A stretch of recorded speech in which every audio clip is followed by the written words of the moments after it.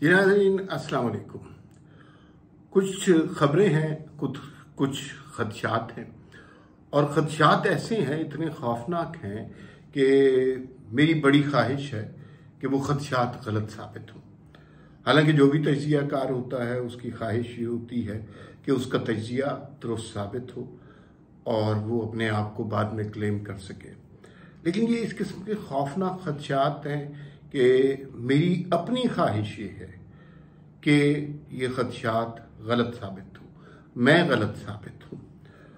और उसकी वजह ये है कि ये मामला अब कौमी सलामती का है और आप सब लोग जानते हैं कि पाकिस्तान के नाम पे तो कोई कॉम्प्रोमाइज़ नहीं है ना। सियासत अपनी जगह, लड़ाइयाँ झगड़े, पॉलिटिकल नैरेटिव्स, ये सब अपनी जगह, लेकिन पाकिस्तान के नाम पर तो किसी को जो है कोई भी हरफ नहीं आने देना चाहता। और अगर कोई हरफ आने देना चाहता है तो वो सरीहन पाकिस्तान का दुश्मन है। और अगर वो पाकिस्तान का दुश्मन है तो क्या वो फिर पाकिस्तान के सियासत में उसका क्या किरदार है? ये बड़ी जो है ना इंटरेस्टिंग सी और खौफनाक सी कॉन्वर्सेशन है। इस पे आज बात करनी है। बात कहाँ से शुरू करते हैं? कौमी सलामती कमेटी का इजलास हुआ और उसमें कौन कौन शरीक हुआ जी? सभी शरीक हुए। सर्विसेज चीफ शरीक हुए, वफाकी वुज़रा शरीक हुए, मोहसिन दावर शरीक हुए, ANP के मियाँ इफ्तिखार साहब शरीक हुए और फिर उससे पहले प्राइम मिनिस्टर की मुलाकात भी थी जनरल बाजवा के साथ। उस सब के नतीजे के बाद एक प्रेस कॉन्फ्रेंस की गई। इब्तिदा में हमने सुना कि ये प्रेस कॉन्फ्रेंस जो है वज़ीर आज़म खुद करेंगे, लेकिन फिर ख्वाजा आसिफ ने वो प्रेस कॉन्फ्रेंस की। उस इजलास में जिसमें कौमी सलामती, ख़ास तौर पे KP के सवात के हवाले से दहशतगर्दी के वाक़यात पर गहरी फ़िक्र का, तशवीश का इजहार किया गया। उस जगह पर सारे बड़े लोग पाकिस्तान के, वज़ीर आज़म पाकिस्तान मौजूद हैं और वफाकी वुज़रा हैं, सर्विसेज चीफ सारे बैठे हुए हैं, KPK से ANP और मोहसिन दावर मौजूद हैं। एक शख्स नहीं आया और वो शख्स, उसका स्टेक सबसे ज़्यादा हाई होना चाहिए था। उसको तो दौड़ के आना चाहिए था क्योंकि ये उसके सूबे की सलामती का मसला डिस्कस हो रहा है। और वो शख्स था जनाब KPK का वज़ीर आला महमूद खान। उसके अलावा हर बंदा जिसको तशवीश थी, जिसको पाकिस्तान से कोई के बारे में कोई फिक्र थी, कोई लगाव था, कोई मोहब्बत थी, पाकिस्तानियों की सलामती के हवाले से, पाकिस्तान की सलामती के हवाले से जो जो शख्स फिक्रमंद था, आम मौतों पे था, वो वहाँ पर मौजूद था। और बुलाने के बावजूद जो नहीं आया वो महमूद खान, KPK का चीफ मिनिस्टर।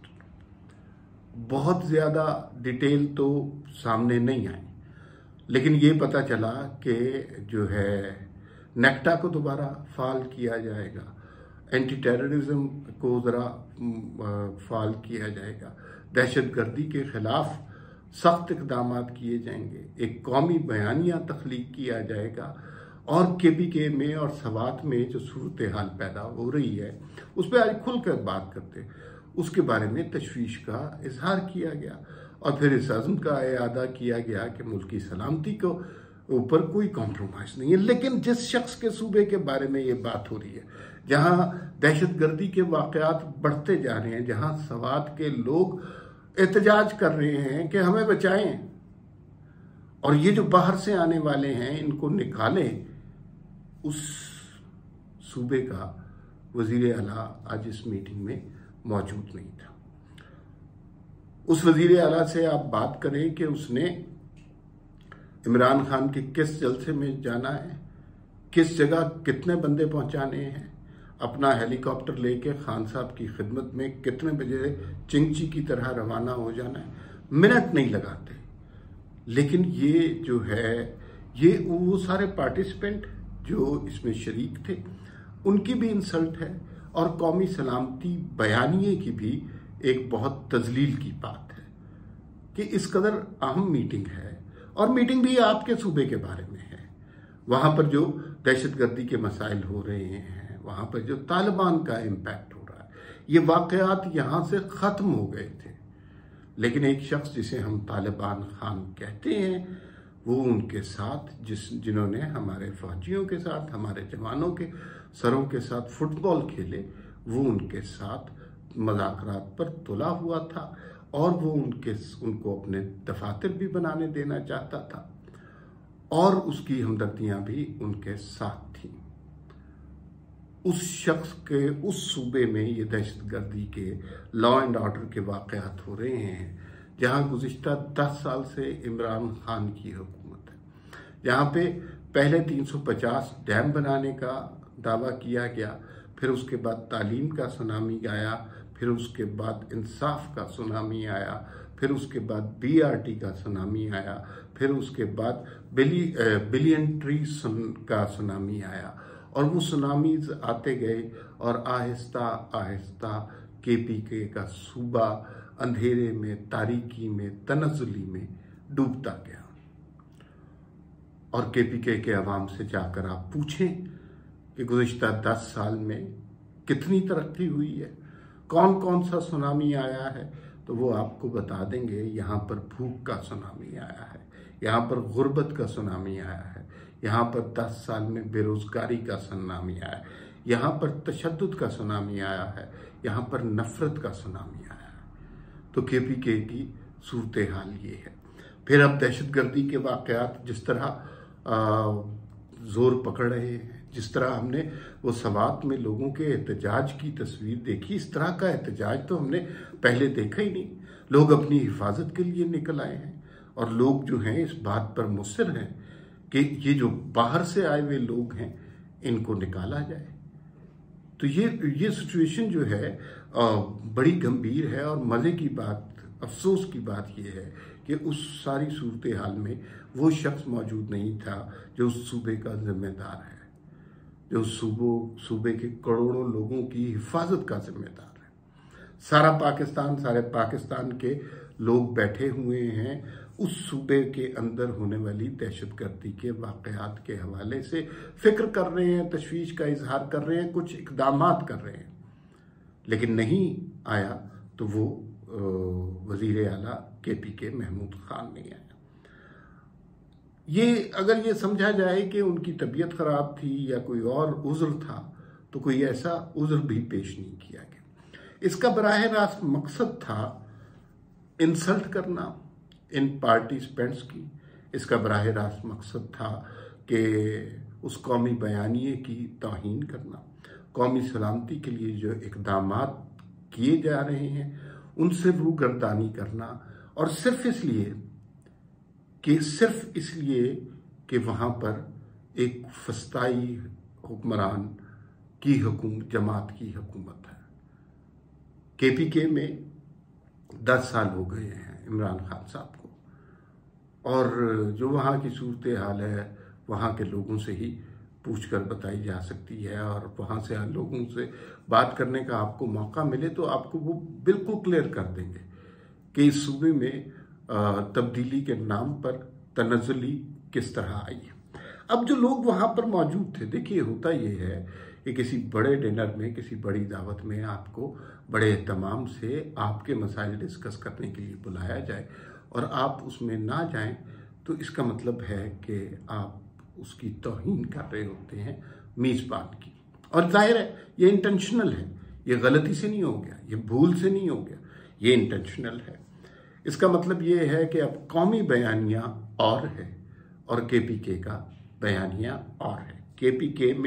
KPK के अवाम का नहीं, KPK की हुकूमत का बयानिया और है, जो कि इंतहाई तकलीफ दे बात है। कुछ कौमी मामलात ऐसे हैं जिन पर सूबाइयत का रंग गालिब बिल्कुल नहीं आना चाहिए। हम माजी में इसकी सजा भुगत चुके हैं, और ये मुल्क 2 लख्त हुआ था इस तरह की सोच की वजह से। आधा पाकिस्तान का बड़ा हिस्सा खत्म हो गया था, हमारा साथ नहीं रहा था। हम जो भाई भाई कहते थे, एक दिन में हम दुश्मन हो गए थे। जहां हम मजे से जाते थे वहां पर जाने के लिए हमें पासपोर्ट दरकार था। तो माजी हमारा इस तरह के वाक़यात से भरा पड़ा है। तो केपी के हुकूमत जो कुछ कर रही है वो कोई मुनासिब बात नहीं है।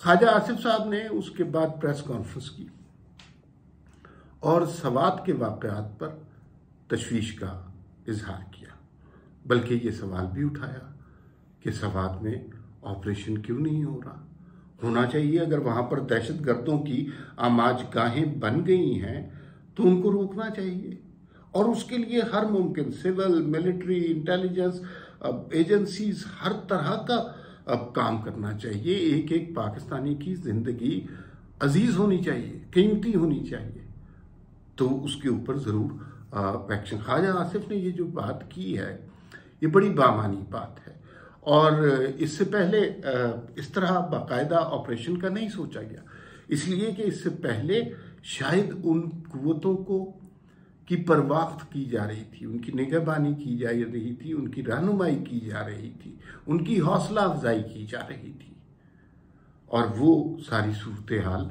आज खुलकर सामने आ गई है।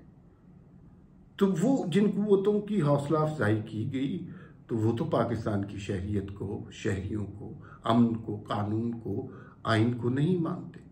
तो जो इस प्यार से पाकिस्तान के आइन और कानून को नहीं मानता तो इसका मतलब है कि उसे सख्ती से मनाना पड़ेगा, उसके साथ ज़बरदस्ती करनी पड़ेगी, उसके साथ कोई ऑपरेशन उसके खिलाफ करना पड़ेगा, और ये बहुत ज़रूरी होगा।